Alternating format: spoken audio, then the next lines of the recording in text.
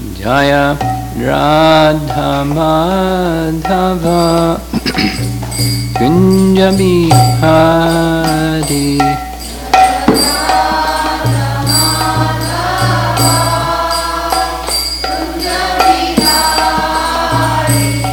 Jaya Radha Madhava Kunja Bihari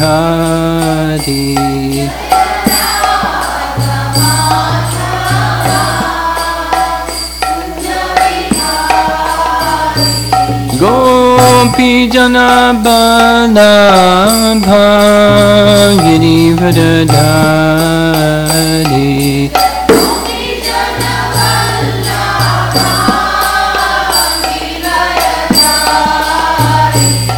Gopi Jana Balabha Girivardhari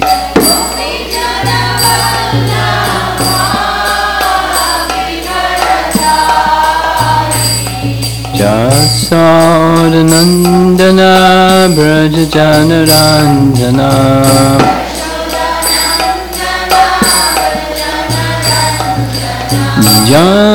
Jasodanandana Brajajanaranjana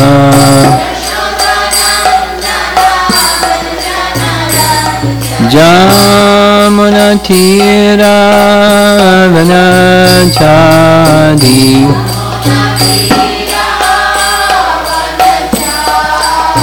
Jamuna Tira Vanachadi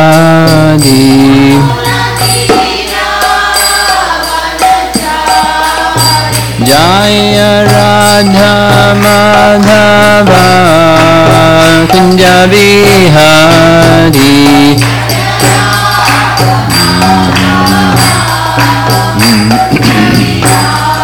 Jaya Radha Madhava Kunja Bihari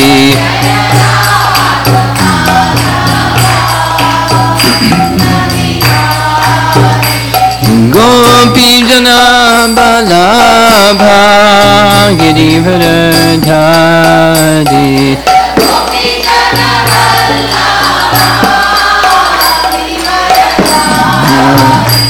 Gopi Jana Balabha Girivardhari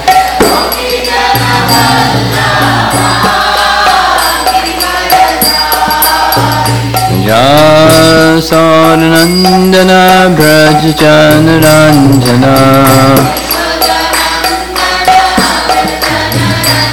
Jasodanandana Brajajanaranjana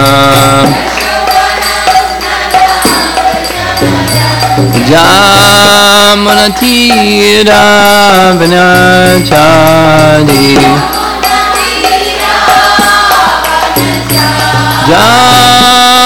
Jamunatira Vanachadi Jaya Radha Madhava Kunja Bihari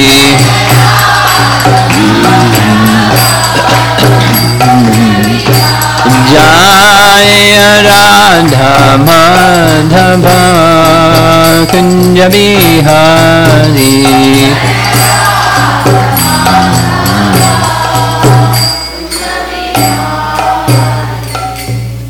Jaya Vishnupad Paramahansa Pariviragatcharya Astuttara Sattasi Srimati His Divine Grace Bhaktivedanta Swami Srila Prabhupada Ki Gaura Bhaktivinoda Ki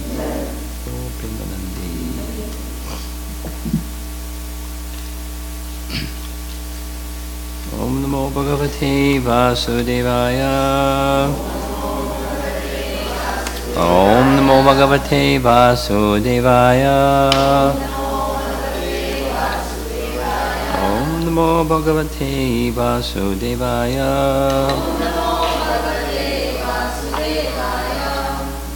Little change of pace, we're going to go back some few chapters. Chapter 16 titled The the two doorkeepers of Vaikuntha, Jai and Vijay, cursed by the sages. I'm going to start with text 27. And this is after a dialogue between the four Kumaras, Jai and Vijay, the cursing of Jai and Vijay. Lord Narayana comes to the gate where the scene is taking place. He apologizes. It's my offense. I take responsibility for the behavior of my servants. The Kumaras say, no, we were wrong. They didn't do anything wrong. And they glorify. We often hear that the four Kumaras were Brahman realized, but they became very quickly Bhagavan realized. And the means was, according to the Bhagavatam and his commentary, just smelling the fragrance of the tulsi buds or manjaris and sandalwood paste offered at the lotus feet of the Supreme Lord, carried by the wind. That fragrance was all they needed. Then the attraction, so that which is in relation to the Supreme Lord has potency to stimulate ecstatic love. So they began offering prayers, honoring his position as, in short, Bhagavan, in different ways.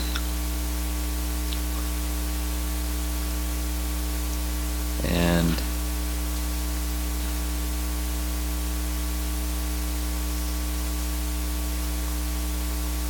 the Lord then responds, O Brahmanas, know that the punishment you inflicted on them was originally ordained by me, and therefore they will fall to a birth in a demoniac family. But they will be firmly united with me in thought through mental concentration intensified by anger, and they will return to my presence shortly.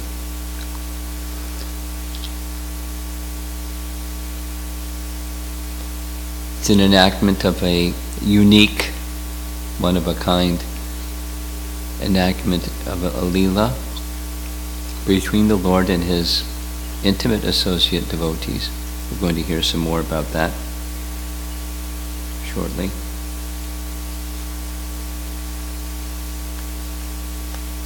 So, starting with text 27.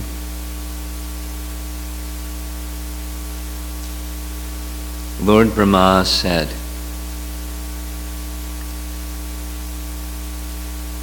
after seeing the Lord of Vaikuntha,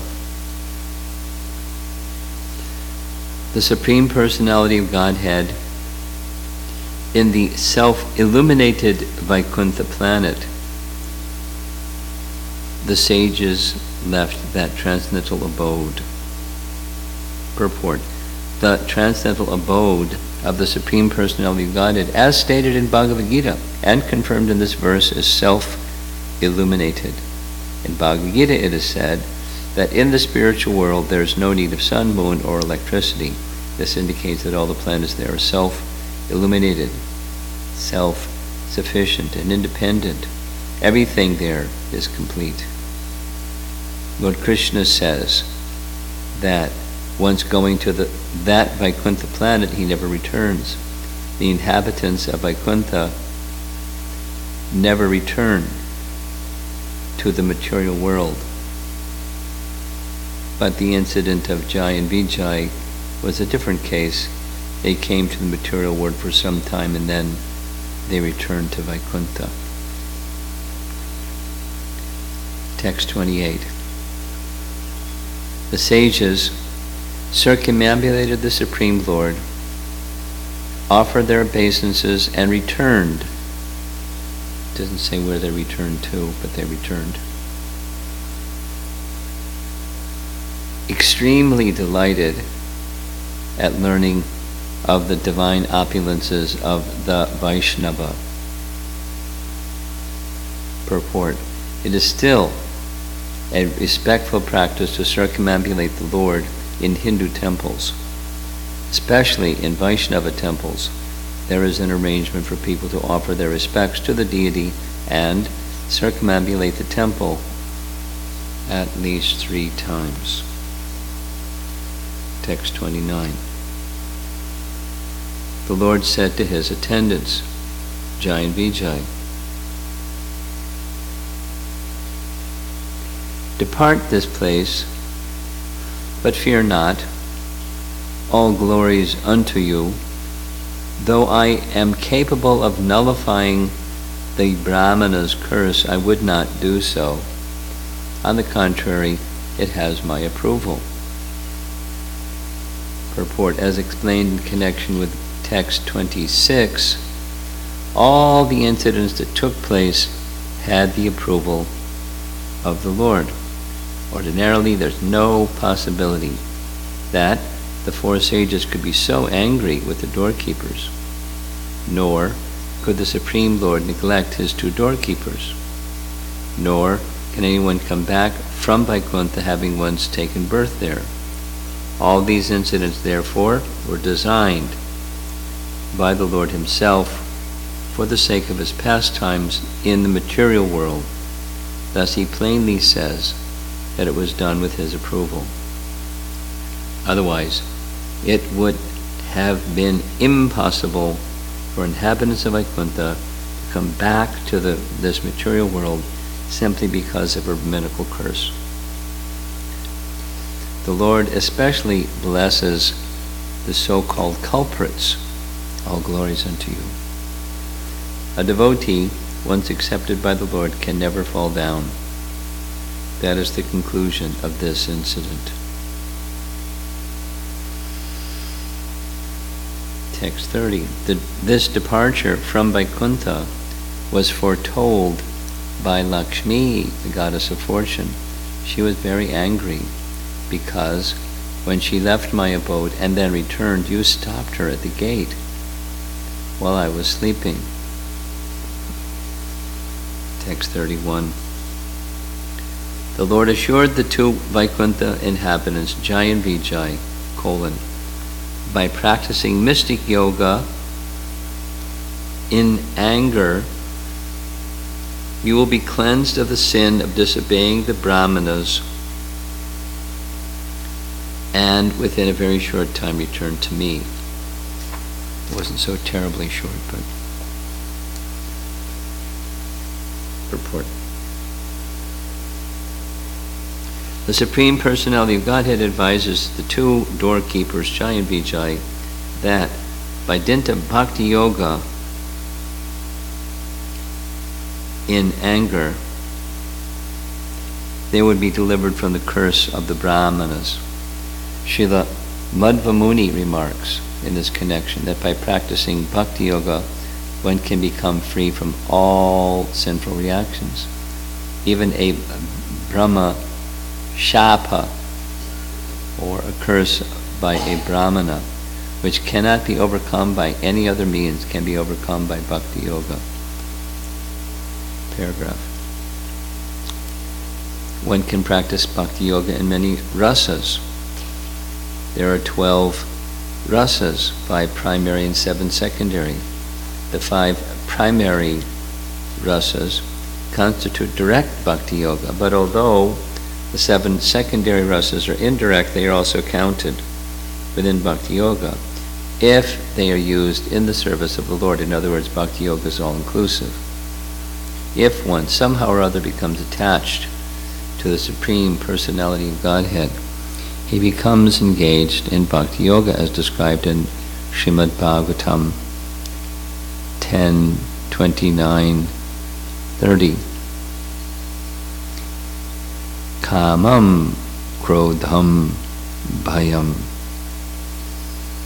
The gopis were attracted to Krishna by bhakti yoga in a relationship of lusty desire, kama, Similarly, Kamsa was attached to bhakti yoga by dint of fear of his death. This bhakti yoga is so powerful that even becoming an enemy of the Lord and always thinking of him can deliver one very quickly. It is said, Vishnu bhakta smrito daiva asaras tad vipanyaya. Devotees of Lord Vishnu are called demigods, whereas non-devotees are called asuras. But bhakti yoga is so powerful that both demigods and asuras can derive its benefit if they always think of the personality of Godhead. The basic principle of bhakti yoga is to think of the Supreme Lord always. The Lord says in Bhagavad Gita 1865, Mamana bhava mad bhakta. Always think of me. It doesn't matter which way one thinks. The very thought of the personality of Godhead is a basic principle of bhakti yoga. And final paragraph. In the material planets there are different grades of sinful activities, of which disrespecting a Brahmana or a Vaishnava is the most sinful. Here it is clearly stated that one can overcome even that grave sin simply by thinking of Vishnu, not even favorably, but in anger. Thus, even if those who are not devotees always think of Vishnu, they become free from all sinful activities. Krishna consciousness is the highest form of thought. Lord Vishnu is thought of in this age by chanting Hare Krishna, Krishna Krishna, Hare Hare, Hare Rama, Rama Rama, Hare Hare.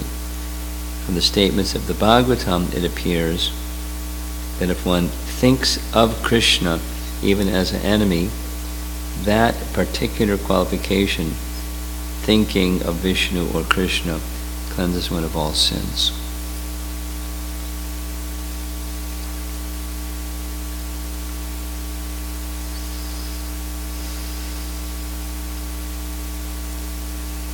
Prabhupada doesn't provide the commentary of this incident with Goddess of Fortune being prevented from entering in the presence of Lord Narayana. But elsewhere, in other Puranas, it's described, and our Acharya's comment.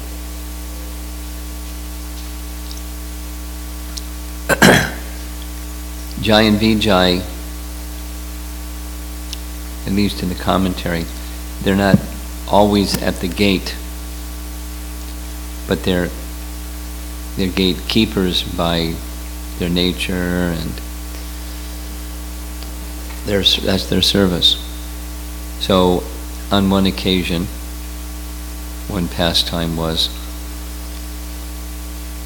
Narayana requested, I want to take rest, so don't let anybody enter while I'm resting. So they were very literal and strict about fulfilling that instruction. And when the Goddess of Fortune came to see Narayana, they said, sorry, you cannot enter. He's resting and he told us not to let anyone enter, but I'm the Goddess of Fortune and let me enter. And they declined. Pastime. And so Lakshmi waited, and Lord Narayan woke up and she entered. And she explained to Narayana what happened and said, you should punish them. Well, they did what I wanted them to do. They didn't do anything wrong. You should punish them. He didn't punish them. But her desire was that they should be punished. Not in a get-back spirit, not like that. But they're representing you, and so the Lord was then fulfilling that wish of the goddess of fortune, and upholding the prayer of the gatekeepers, Jai and Vijay. We would like to serve you in fulfilling your chivalry or chivalrous spirit, a secondary rasa. If you like, we can do that service for you. And then the third, so by one activity, multiple things are accomplished. That's how Krishna works. The third was the Brahmana's curse.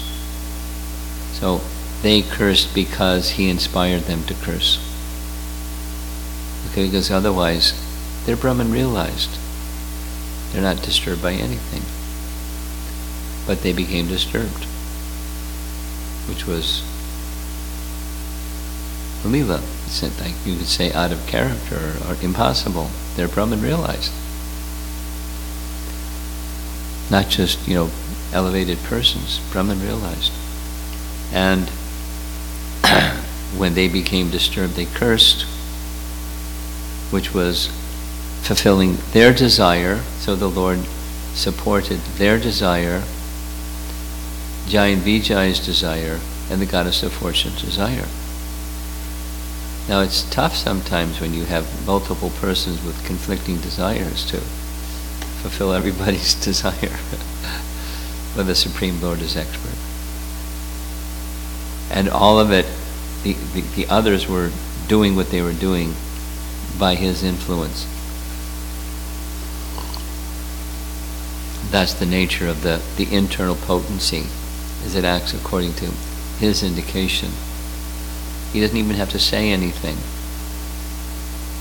Just a desire, icha. And by that desire, then the Lord's potencies act. That's how it works. The potencies, they're there to carry out the will of the possessor of potency. And living entities are meant in the same way. We're para prakriti. We're Krishna's prakriti. We're para prakriti. We're not apara prakriti, the table and the floor and the bricks and mortar and cement and steel. We're not material energy, we're spiritual energy, but we're an energy. And as Krishna's energy, we're meant for the pleasure of Krishna. And freedom means to use our free will accordingly. And bondage means to use our free will wrongly. Going away from the Lord and going separate from the Lord. So then there's this discussion to the four Kumaras. This was all ordained by the goddess of fortune to Jai and Vijay. I support. This is ordained by me. Because nothing can happen without the sanction of the Supreme Lord in the spiritual or the material world. And this is at the gates of Vaikuntha. This is the spiritual world. He who makes the law can break the law. As Prabhupada would say, the king can do no wrong. There's that saying. Of course, kings do wrong things. But in material laws, the king can do no wrong, in part because he used to be the representative of the Supreme Lord. Interesting understanding when Haridas Thakur was going to be punished by the Kazi in Pulia. He said, you're the representative of God. The king is the representative of God, so you can do with me whatever you like. You decide. You have that power, you have that freedom.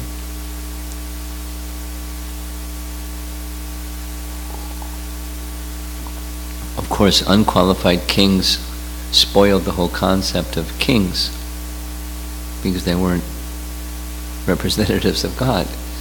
They were tyrants and fallen without details. So people became disenchanted with monarchy and they came up with other models of governance. But so the qualified king is so strongly connected to God that he is carrying out the will of God. He's respected in that way. So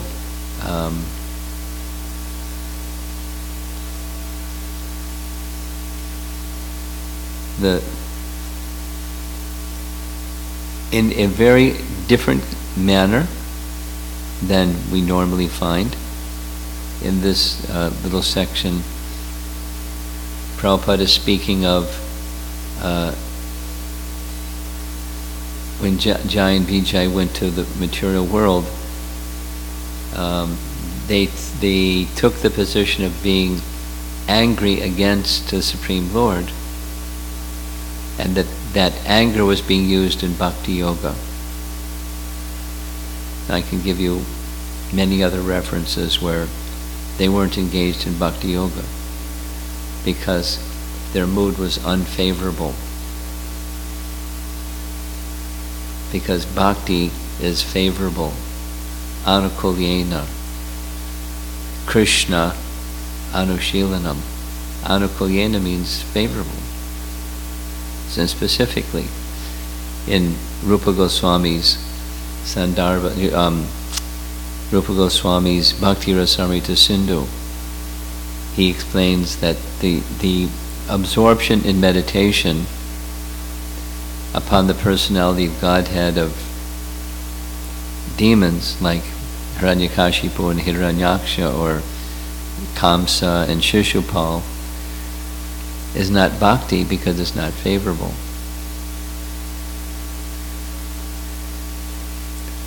Even if it's not favorable, the remembrance of the personality of Godhead is so powerful that it can relieve one of all sins.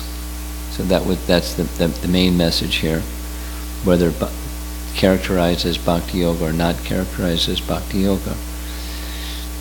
Remembrance of the Supreme Lord is very powerful. We say the opposite. Forgetfulness of the Supreme Lord is very powerful.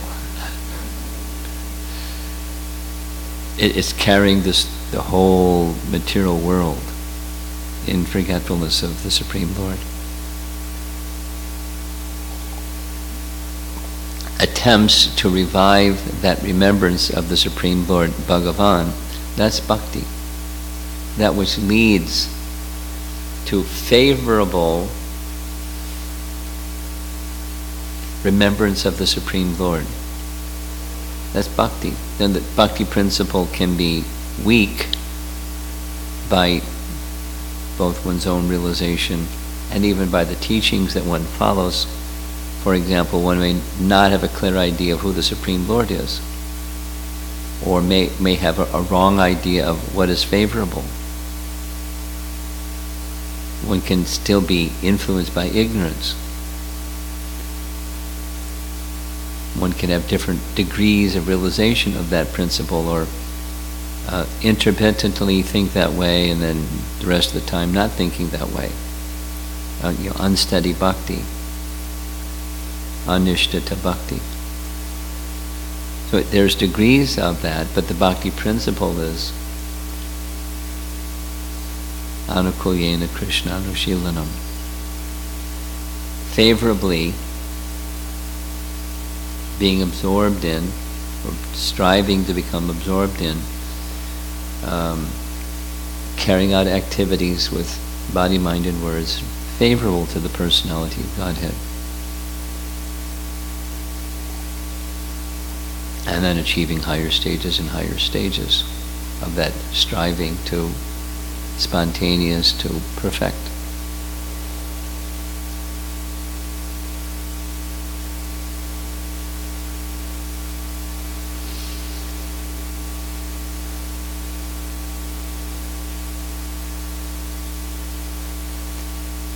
It's right in the verse. Narayana is saying to Jai and Vijay, you will become purified by your sin against these brahmanas, the 4 Kumaras, or brahmanas. So, what they did was induced by the Supreme Lord. We just got through saying that. They did what they did. Jai and Vijay did what they did because they were induced by the Supreme Lord to do what they did, so they could serve the Lord in this other capacity. Nonetheless, he's calling what they did a sin. And in the commentary, Prabhupada's explaining of the offenses against the holy name, this criticizing or offending a Brahmana or Vaishnava, this is very serious. It's the most serious, and it's real. I can give some anecdotal examples. I'll refrain from doing so. Lives of devotees that have offended Brahmanas and Vaishnavas and Brijbasis, residents of the Holy Dham, crash land afterwards. It's a real thing. Real thing. So we require the association of devotees, and we require being careful to not offend the devotees. Unintentional is something else, but let's tell one story. Satchidananda Swami tells the story of, he's from Germany, so one devotee from Germany was shopping in downtown in Loi Bazaar in Vrindavan town. And the system, when you get on a rickshaw, is you fix the price before you get on the rickshaw. You say what the price is, and that's what you give to the rickshaw wala at the other end. So the German devotee knew that system, and so he fixed the price. I don't know if you speak German, how do you fix it with a rickshaw wala who speaks Hindi? But he fixed the price. Then he got on the rickshaw and they got in front of the temple, and the price had become double. He was demanding.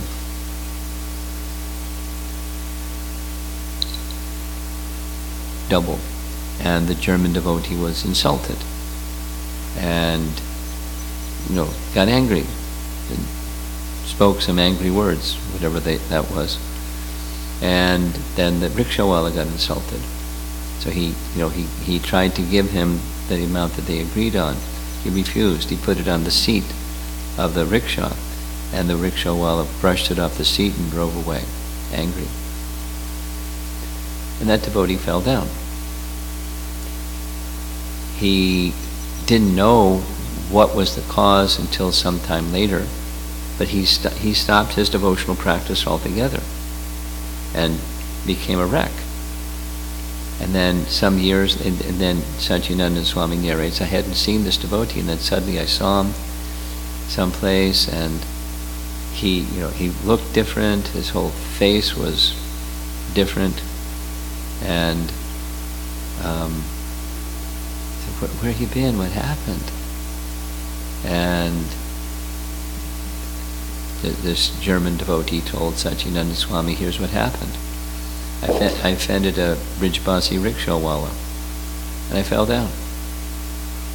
I lost all taste, all attraction. I became a wreck. And then, but I tried to keep chanting. I lost the taste, so I stopped, and then I picked up chanting again. Very difficult. But now I understand why. So, there's other examples.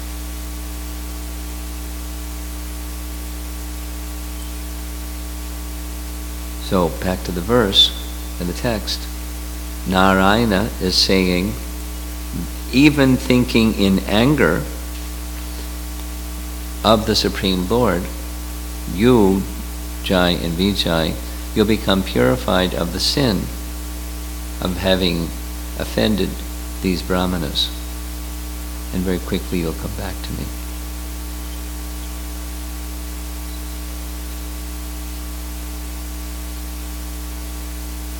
Yena, tena, pakarena, somehow or another, think of Krishna. Manak Krishna. So, think of Krishna favorably. Even if it's in anger, it's not like that's a good choice on the menu, but even if it's in anger. But bhakti is favorable, so we don't want that unfavorable or anger choice. We want the favorable choice. And through association of devotees, where we're careful to not offend the devotees, and engaging in devotional activity, bhajana kriya, we can very quickly, it's a relative term, what's quickly mean? But in one lifetime, the potency is there in the bhakti process to become free from all material contamination and restore our pure Krishna consciousness. That's what the Bhagavatam is providing us, that's what the Holy Name is providing us, and that's what the bhakti process is providing us.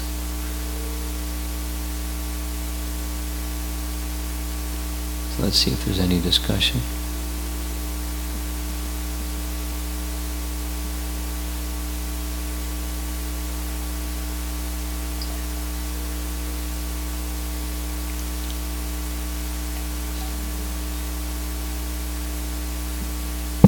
You're on. When I hear this offending the Brajavasis, there is a thought, Maharaj, what the Brajavasi is done is not necessarily right. I mean, that's right. That's right. So how do we... Two wrongs don't make a right. My mother taught me.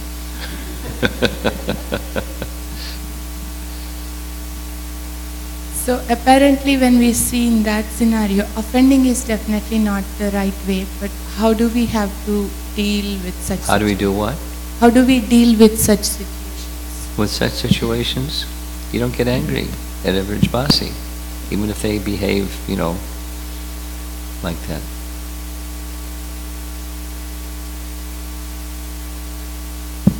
So it's not countering or expressing ourselves is wrong, but reacting in that way. Respectful. He doesn't have to pay double, but you don't have to become angry and shout. Apparently that's what he did. German shouting.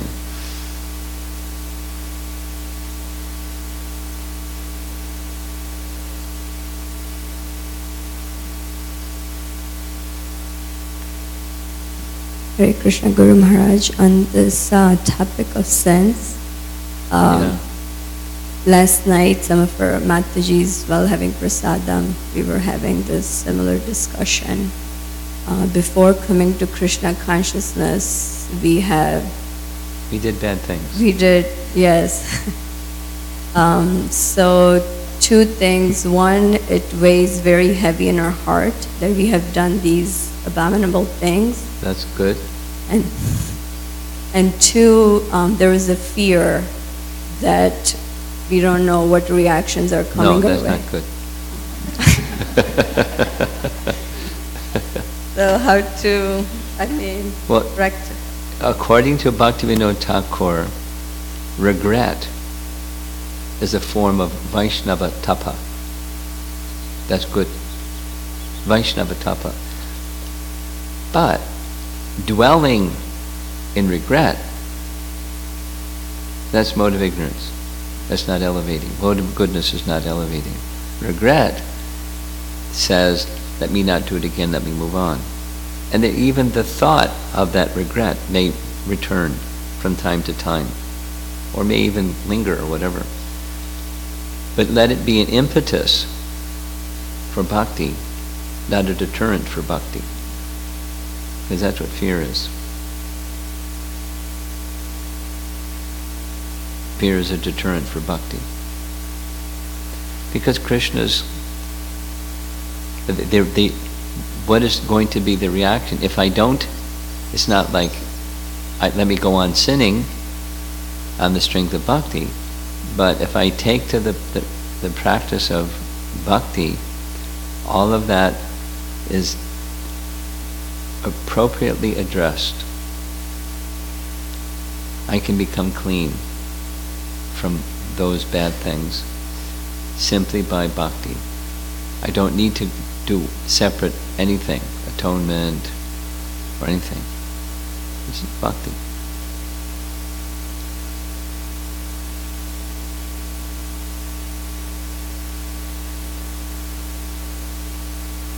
We're prone to make mistakes. It's, stated directly in Bhagavad Gita. Even a person of good intention will make mistakes. So what about those mistakes? What to speak of other things that are, semi-conscious or even deliberate mistakes?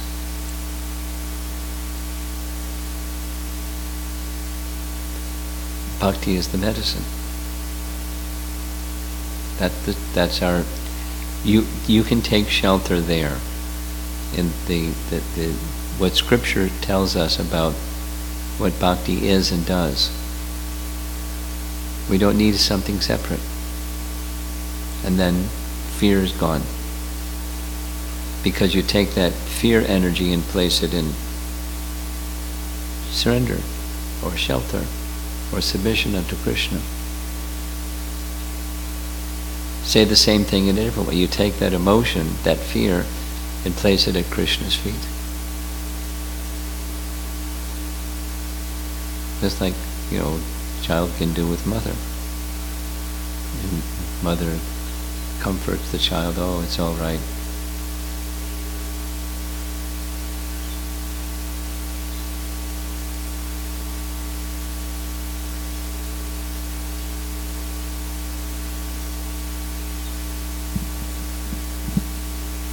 Hare Krishna Maharaj.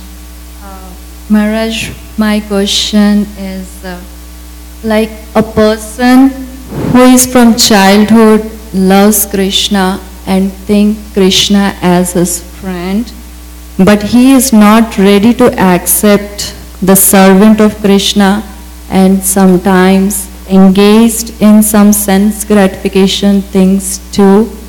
So what kind of bhakti he has? Mixed. Yeah? Mixed. Yeah. No. So what kind of bhakti he has? Mixed bhakti. Mishra bhakti. Oh. Mixed. Immature. Something and something. Immature. So the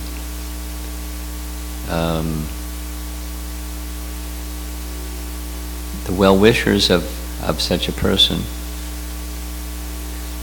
need to encourage the for Krishna part, and appropriate for the person and the circumstance of that person's life to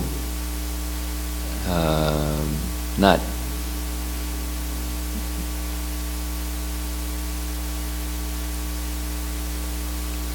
threaten or scare or intimidate, but educate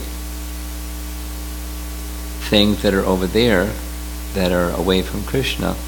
That's going to inhibit your devotion for Krishna. It's going to make life more complicated and unpleasant. There's consequences of that. So try to stay over here. And what ways can I be available to help you stay over here and not go over there? And so, training.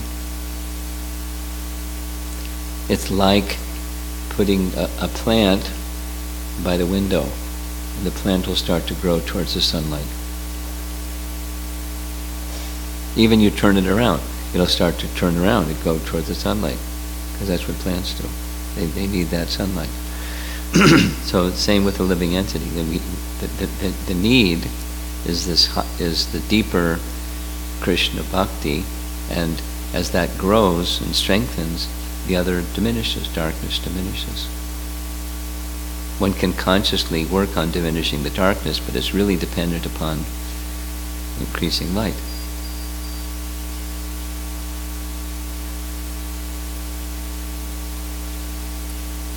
So that's the position and what to do.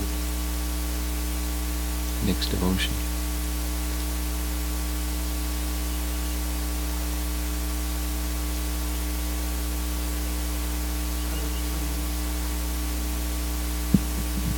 Hare Krishna Maharaj. From yesterday evening class, one question. Okay. Will there be Krishna's, childhood pastimes in Goloka? Does what? Krishna's childhood pastimes. Does Krishna have pastimes? Childhood pastimes, yeah. Does he have favorite pastimes? Childhood. Childhood pastimes. Why not? No birth, but childhood pastimes, sure. The killing of the demons. No demons. But there's the sense or bhava of demons. And then the intensification of shelter taking of Krishna takes place. Krishna, protect us. But there's no demons.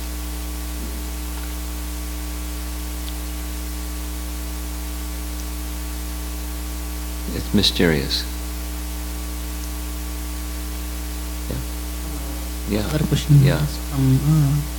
Jaya Vijaya's case is special because they wanted to, Lord Vishnu wanted to have that pastime, it's Leela.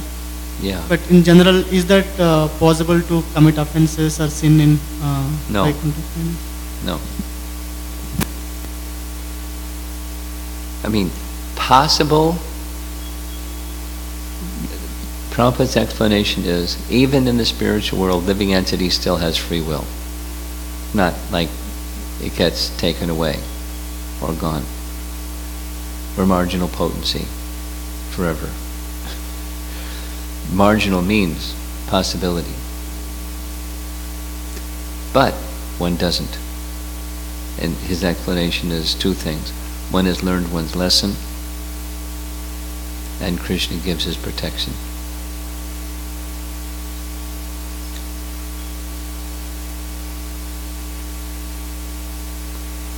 Okay, we're done. Thank you. Oh, something? Yeah, sure.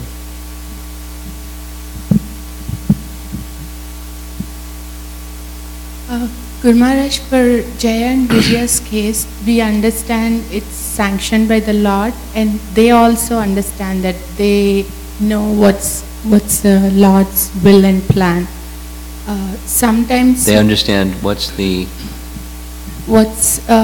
Lord's plan behind that. the Lord's plan. Doesn't say they understand Lord's plan. Doesn't say that. At least they hear that I approve of this. The Lord says. Okay, that much they understand. Okay, yeah, okay. So when in my case, when I don't understand Krishna's plan or approval, Faith.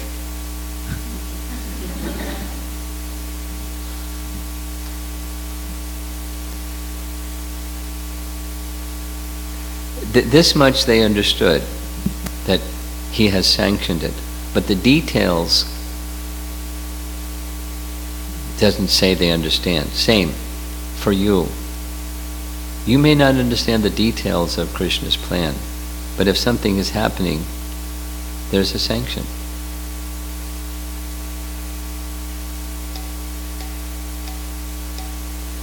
I don't understand his plan, but I know that he's sanctioned, because otherwise it wouldn't happen.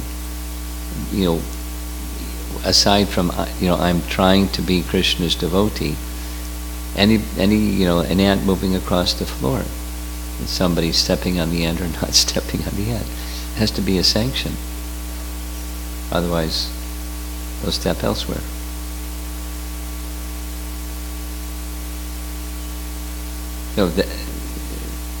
faith is, I may not understand the details of the plan, but the well-wishing personality Godhead Krishna is there, and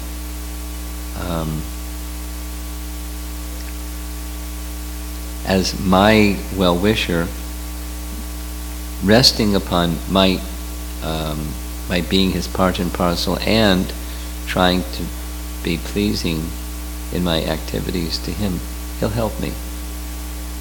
He's put me in a situation that's whatever it is, and he'll give me the intelligence and ability to navigate my way, whatever that is. That much.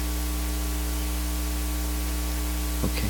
Srila Prabhupada ki jai.